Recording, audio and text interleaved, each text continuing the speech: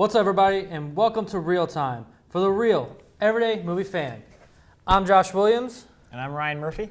And today we are bringing you a real-time review of 10 Cloverfield Lane. 10 Cloverfield Lane was released on March 10th, 2016, and is a suspense horror, not suspense horror, what would you think? Suspense thriller? Suspense thriller, yeah. Or, I mean, it's a relative term. Possibly. It was directed by Dan Trachtenberg, which is actually his directorial debut, and it stars Mary Elizabeth Winstead, John Gallagher Jr., and John Goodman. So, Ryan, what was your instant reaction to this movie? Like, after the movie was over, what was your instant thought? I thought it was a really good movie, and I still think this was an excellent movie. And I think this is the first movie I've seen in 2016, so it's getting off to a good start. Man, you haven't seen Deadpool yet? No, I haven't seen it. Man, you gotta see Deadpool. But I like the movie more and more the further I got away from it. Mm-hmm. And the thing that you and I were talking about was that as you're driving, as I was driving in the car home, you know, we're talking about the movie, and we're talking about, you know, we're dissecting it, and we're thinking about the pieces, because there's so many little dives and twists and turns and different character motivations. And we'll get to that one. And yeah, and you don't know really what's going on at certain points, and then when you look back on it, you're noticing all these little pieces. So we're talking like, remember that one part at the beginning when that happened, and do you realize now that was this? And when a movie can do that to you, and when you can talk about not only that but also themes of what was said and looking into the characters' motivations and psyches and really analyzing it for so long afterwards, I mean, that's good writing, and that's a good movie. Mm-hmm. I mean, so I was very, very pleased. This was a very good movie. For me, you kind of hit the nail on the head. It was brilliant. This was a great directorial debut for Dan Trachtenberg. I mean, it was a very, what my instant reaction was, holy crap, I was surprised how good it was. I mean, it made you feel claustrophobic and had suspense to it in the atmosphere of the movie, which I think was brilliantly done on his part. Mm-hmm. So, not every movie is without its faults. There's also bad parts of a movie that even are amazing movies. So, for you, give me a negative for you that you think was good about the movie. Well, there's only really one part that really kind of bugged me a little, and that was, and I don't want to give too much away, but there was just basically a part, and you know what I'm talking about, that there was essentially too much of a coincidence factor. Mm-hmm. The coincidence factor is a problem that movies can have, where, you know, things sort of happen and fall into place, and it was like, would that really have ever happened that way? Mm-hmm. What bugged me about it is because I thought it could have been done better. I thought they could have come up with something that would make that moment a little bit less coincidental. But other than that, I mean, I really can't think of much. It was that one, and another thing for me is, I think we talked about it a little bit. Well, it's not a big negative. It's just a little kind of bother for me, because when people saw it said 10 Cloverfield Lane, people initially thought it's a sequel. It's a sequel, and it's not at all. It's actually what's called a spiritual successor, where they take themes or different, like, maybe pieces of the story from the original movie Cloverfield and add it and make it into this movie. So it's not even anywhere near a sequel. So anybody who thinks it is, you know, sadly they're mistaken, just like me. Is that what they've officially said now, like the filmmakers come out and said, like, there's no connection? Because my friend and I thought there was a connection. Like, still, we were arguing about whether or not, but I almost want to say J.J. Abrams came out and said it in an interview. Yeah. That it's like he said it as a blood relative to the movie. Mm-hmm. So that means it's not necessarily part of it. It's just like I said, it's a take themes from it. Which brings me into it was the fact that they added the Cloverfield name to it. It's not a big problem for me with the fact that they put the Cloverfield name in it just so they can say, it's come see this movie. Mm-hmm. You know what I mean? Yeah. Because it has the name Cloverfield in it, which kind of bothered me a little bit, because it misled people. I think that's what I'm getting at. It misled people, and I wish they would have maybe come up with a different name, possibly. Yeah. I don't know. Maybe, but maybe just every 8 years, J.J. Abrams will produce a movie with Cloverfield in the title. And possibly. It'll be a big hit. Yeah. And this movie is a great movie, but hey. Yeah. And there's each one will be like some sort of, you know, thriller with where very little is revealed about, and there's some sort of, you know, thing going on outside with. Who knows what's going to happen out there? I think another what's actually my last negative I can think of, unless you think of anything else, is I did feel like maybe the ending was a little rushed. Mm-hmm. Like, when you get to the climax of what's going on outside, I felt like it was a little rushed. Like, I wanted to know more which hopefully they make a sequel to this movie. Hopefully they don't just make another spiritual sequel.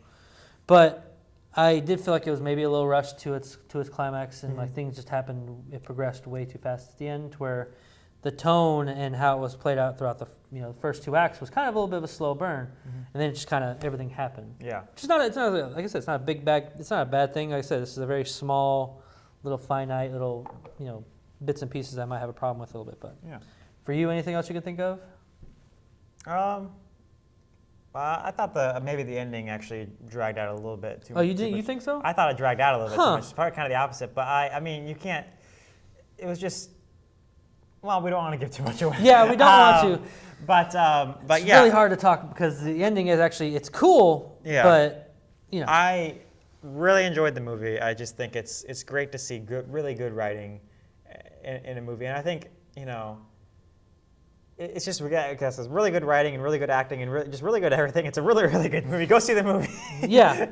A positive for me is I really felt like I was watching a Twilight Zone episode. Yeah, that's actually what the guy in the paper said too. Oh, really? It was like a Twilight I really Zone. felt like I was just watching an episode of Twilight Zone because it had the themes in it where, like, even the poster said it, monsters come in all different shapes. And it really plays well that because obviously in the movie, there's some kind of monster out there. Something's going on outside where it's bad news. But in the bunker, there's also John Goodman, who's also a monster if you think about it in his character, which we'll get to his character in a second. But like, it really played well with you don't know what's going to go on. It created an amazing, suspenseful, claustrophobic atmosphere, which you did no clue what was going to happen next, which goes into the writing and how well it was written. For it being in such a small, finite area, it did well of telling a story and keeping you engaged throughout the whole way. And you could even agree, John Goodman in this movie is amazing. I mean, would you agree? Yeah, I'd say he steals the show, and if it wasn't it's a type of film that doesn't typically get an Oscar nomination, but that's really too bad. Plus, it's March. Yeah. But it's too bad because I think he deserves one. He's never gotten one before, so. I agree, and he was such a chameleon in this movie. Like, you had no clue whether he was a good guy or a bad guy. His attitude and his demeanor changed from just like the snap of a finger. One minute he's deranged and yelling at him, to the next minute he's like, "Oh, I'm fine, everything's okay." Yeah. Which I think he was really, really. His character had so many great layers to it that could really be, a lot of audiences could really appreciate it. Mm-hmm. So overall, what would you say about it? I'd say it's an excellent psychological thriller, somewhat disturbing. I mean, I was still kind of waking up this morning and not, kind of feeling off put by it. So don't take the kids to see it. Don't see it. I kind of surprised it's PG-13. It felt like an R. Not a whole lot of gratuitous violence or anything like that, but just kind of disturbing nature to the film. The tone and disturbingness of the. Yeah. But I guess you can't officially rate that. Yeah. But yeah, I'd say go see it if you can stomach it. It's yeah. Overall, for me, I mean, brilliantly written. The director did an amazing job. The actors and actresses in this movie were just. It was a very good lightning in a bottle movie, I think, because everything came together well. The actors and actresses did an amazing job. The director did an amazing job. I'm excited to see what else he does in the future. I'm really pumped to see what he does. Hopefully he does something else with J.J. Abrams, which I think this dynamic could really do well in the future as far as making movies. Mm-hmm. And so you almost answered your question. You think it is worth the audience's money? Yes, definitely worth the audience's money, yeah. For me, I'll very much agree so. Don't take your kids. I mean, kids will probably still go see it anyway because it's PG-13. Teenagers are going to go see it. But just be careful as you know that this is not the movie that you think it was. It's very almost independent film to it, independent files to it. And it is very disturbing, very creepy, very psychological because there's a lot of layers to this movie that you don't even realize. It's definitely a repeat viewing type of movie. Very much so. I would highly recommend you guys check it out. So out of 10, what would you give it? I'd say probably a solid 9 at least. Solid 9, yep. That's a good score. For me, I'm going a 9.2. I'm that weird person that does the 9.3s, whatever. I'm going 9.2 only because those small things kept it from being a little bit higher than that. Mm-hmm. And I just think people should go out and appreciate for how well this thing is written and directed. All right. So that'll do it for today. So thank you very much for watching. And if this review has at all encouraged you to go see this movie, please go to your local theaters and see when it is playing, and that way you can enjoy one hell of a thrill ride of a movie. Also, if you liked what you watched, please click the like button below and subscribe to our YouTube channel so you can receive more of our content in the future. Thank you very much for watching, and until next time, thank you for keeping it real with ReelTime.